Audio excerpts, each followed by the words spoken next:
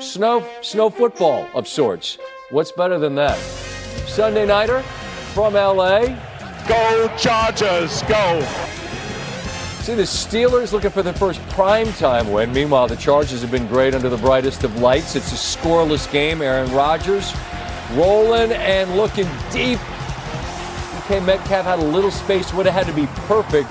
Steelers settle for a long field goal. They lead 3-0. Pittsburgh backed up in the shadow of their own goal line. Rodgers trying to make something happen, and then it's Khalil Mack applying pressure. And actually, Rodgers runs into his own offensive lineman, Troy Fautanu. Lucky that he pounces on it. It only cost him 2. Chargers get a field goal. They lead 5-3. Now Rodgers trying to connect with Metcalf, but is picked by R.J. Mickens. Chargers take over with good field position and a chance to extend the lead. Just 16 seconds left. Chargers got timeouts. They can probably get 3 plays if they really need them. They just need that one. Ladd McConkey back into the end zone. And the Chargers, after spotting the Steelers the first 3 of the game, have ripped off a dozen straight. Early fourth, it's 15-3. Steelers pass on a field goal attempt because obviously at this point they need touchdowns. Instead, they turn it over on downs looking for Metcalf. Now on 3rd and 6. Herbert, McConkey, and he's got it. Ramsey is chasing. McConkey puts on the brakes, tries to avoid the tackle, can't. Good hustle from Ramsey to chase him down. But after the 58-yard gain, the Chargers in position to pretty much put this thing to bed. Kamani Vidal with Omarion Hampton still on the shelf for a bit. Extends it. It's 22-3. Rodgers here, right off the hands of Calvin Austin. Dante Jackson gets the pick. Steelers, this kind of night, had some misses, had some drops, and the Chargers capitalized on them throughout. Steelers did get a late touchdown, but this is significant. It's just a little pop. That counts as a reception, and it's a significant reception for Keenan Allen. 965. He passes Antonio Gates, who was there for the most in franchise history, and it's a 10-point win for the Chargers. Tim Hasselbeck with me in studio. You got a touchscreen on Rodgers and some of the issues the Steelers dealt with. Let's table that for a moment and talk Chargers. They got the win here. And they're going to struggle with an issue on their O-line because it started before the season when they lost Slater, and then they lose Alt. What are they doing well to find some offense in the absence of their best offensive lineman? Well, the first thing they're doing is they're staying committed to the run game. So, it's easier for backup offensive linemen to run the football, be run blockers, than it is to be pass blockers. The biggest matchup issues you have in the National Football League are edge rushers on tackles. Mm-hmm. So right off the bat, running the football is going to help them. The other thing is they're creative with some of the things they do on early down play action, where a lot of people will say, well, hey, don't block edge rushers with fullbacks and tight ends. But if you're running the football well, you can, because those guys have to play the run. So by doing that, I think it's helping, it's helping. Herbert's under siege. And I think ultimately that's going to be their biggest hurdle, going into the postseason, is that you're going to face great edge rushers that can close out games. And if you can't hold up on the edge, you can only be so creative. Right, so it's not that it's smoke and mirrors. It's just that eventually that's going to be a hard recipe to find success with as you move deeper in against the very best teams. Listen, they say the biggest matchup problems are these freak edge rushers. Think of like the T.J. Watt type guys, sure. Okay? And guys, quite honestly, that, wore T-shirts to the swimming pool in the summertime. The big guys. Yes. Understood. But they're going to run it because Harbaugh's their coach. All right, I mentioned Rodgers. I know you got a touchscreen here that can illustrate some of the issues they had. They actually missed a kick, which never happens. They lose a turnover battle. Our buddy Bill Barnwell said that's their recipe. If they miss a kick and they lose a turnover battle, they kind of have a narrow window, and they didn't win tonight because what? Yeah, I think Aaron tries to do too much. Like you had, in the highlight, the safety he takes. It's a bad play. I'm going to take you down into the red zone. They're down 12 points here, okay? They're running inside zone. So basically everybody is coming right. We got Warren coming right. But now on the back side of this, he's got one of these now slants. Well, that's only going to be open if Bud Dupree, this defender here, rushes.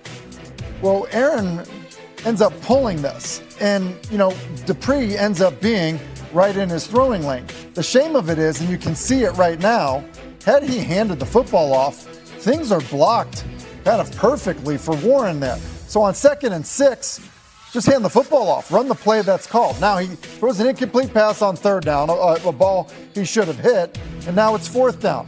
I get it, everyone wants to get the ball to DK Metcalf, throw him the fade, all that stuff. But versus cloud coverage, which you end up getting here, you have a corner and a safety up over the top. That's your double. That's the only double that's happening. So now you can look at this bunch at the bottom of the screen, because as you play this forward, you're going to clearly see the double up top, so the fade should be dead. Your single really ends up being on Freiermuth right here. Look at him win inside. Yep. Like that was your chance for the first down. So I just think that there are things that Aaron was doing tonight that were really just outside of the design of the offense. Maybe once upon a time that was fine. I think in this Steelers offense, with the way they want to play defense, the way they want to run the football, they don't need him to go be the hero down in the red zone. Mm-hmm. I think they need him to kind of do the things that are being called kind of in a basic play inside the structure of the offense type of way. And I thought it was interesting, Mike Tirico and Chris Collinsworth on the NBC broadcast point out they've had him twice on Sunday night where they lost. In the middle, they've got that win against the Colts where they look remarkable, but they suddenly have lost all the wiggle room they had in the North because Baltimore is in the rearview mirror. That's a team that we will talk about a little bit later in terms of how you view that. Steelers Nation, settle in. We need to talk about that one. Sunday night at SoFi Stadium was supposed to be another statement, a shot at the Los Angeles Chargers, another major step toward the playoffs. Instead, we watched a collapse. A 25-10 defeat that exposed more than one Achilles heel of this iteration of the black and gold. From the first snap, it felt off. The opening kickoff went out of bounds, setting us up at the Chargers' 40-yard line, and what should have been momentum turned into a false start and a 3-and-out. The offense never found its rhythm.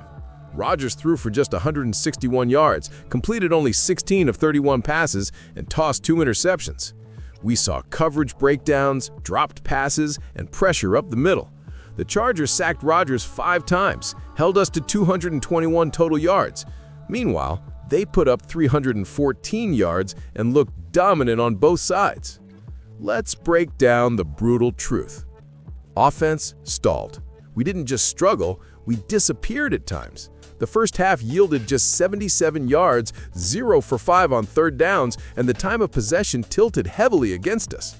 Moments where the game could be turned were squandered. A deep shot to DK Metcalf sailed high. A major red zone chance ended in nothing. Every drive felt like we were waiting for our moment, and it never came. Defense cracked when they had to stand strong. We recently saw a surge. We saw hope. But this Sunday night exposed how fragile this unit still is. A safety surrendered, broken coverage on big plays, 3rd and 6 converted into 58-yard-plus gains. The Chargers weren't just better, they looked more decisive, more connected. Leadership and accountability must rise. Rodgers, the veteran signal caller, admitted after the game, "I didn't play very good at all. We've got 4 division games left. It starts with me." Coach Tomlin's terse response added weight. When asked about Rodgers' performance, "How would you?" Next. The tone here matters. The stakes matter. We've got to see reaction, not just reflection. Injuries and depth issues didn't help. Cornerback Darius Slay entered concussion protocol after a collision, a blow to veteran stability in the back end. It amplified the weaknesses we already knew existed. So what does this mean moving forward? This 5-4 record, first place in the AFC North for now, is still ours, but it doesn't mean a guarantee. This loss is a warning shot. It says, you're not safe, you're not elite yet, you still have to fight for everything. Here's how I see it. We can use this. Use it to galvanize. Use it to humble. Use it to sharpen. Because the next game matters just as much, maybe more. The Bengals come to town, the division rivalry looms heavy, and the margin for error is shrinking. What must happen? Improvement on 3rd down, both offensively and defensively. Better red zone execution, not just getting there, but converting. Mentality shift. When the chips are down, we must look like the Steelers we believe we are. Depth must step up. Injuries will hit. Mistakes get magnified. Steelers Nation, I believe in this team. I believe in the potential. This loss doesn't define us. How we respond will. So here's the ask to you. How do you want to see us respond? What's the first thing you want fixed? Drop your thoughts in the comments. If you're ready to ride this out and believe the Steelers will answer, hit that like button. And if you haven't already, subscribe to Steelers Nation Wire, because this story isn't over. We're coming back. Black and gold forever. Let's get back to it.